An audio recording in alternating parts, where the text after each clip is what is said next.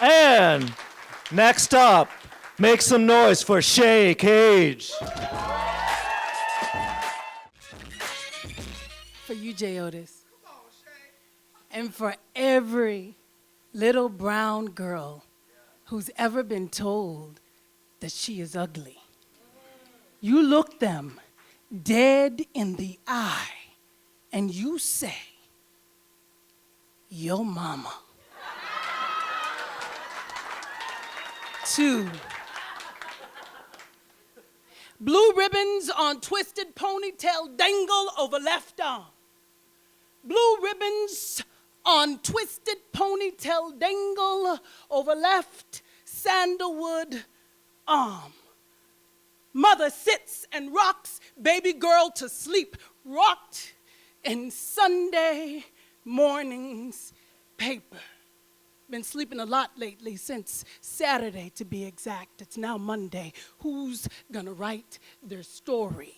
Knock, knock, knock, knock, knock, knock. Who's gonna write our stories? Mother, Trisha Brown. Trisha Brown grew up on the east side of Fletcher Street, crossed the road from my daddy.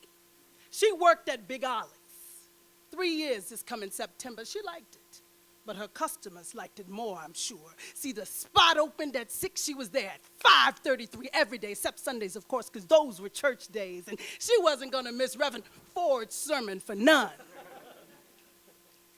Her life is music. Her life is jazz. Her life is hip-hop scratched across her body and permanent scars she's come to admire. Her life is jazz. Her life is jazz, improvising its way into her life, trick after trick after trick. Her life is music. But the gospel in her life didn't leave space for understanding the relationship between poverty and violence against women, between illiteracy and the choices we are left with. Her life was full of too much funk to make the mental connection, so the cycle continued. Roses are red, violets are blue. Throw me $20 and I'll show you what this cat can do. Baby girl, Lil Trina, grew up in the church, then one day slipped on a rock and cool breeze dropped white candy in her brown palms at a time when she was hungry. Little Trina's gonna be remembered in ways she could have never imagined. She's gonna be the subject of poems and papers from poets and politicians. She's gonna float in that space that has no name in a world that's forgotten what community means. Her life is music. Her life is jazz. Her life is blues resting over her left eye. Her life is hip-hop scratched across her body and permanent scars she's come to admire. Her life is jazz, improvising its way into her life, trick after trick after trick.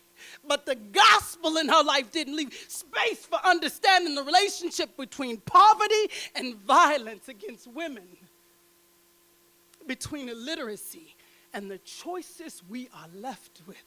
Her life was full of too much funk to make the mental connection, so the cycle continued. Roses are red, violets are blue. Throw me $20 and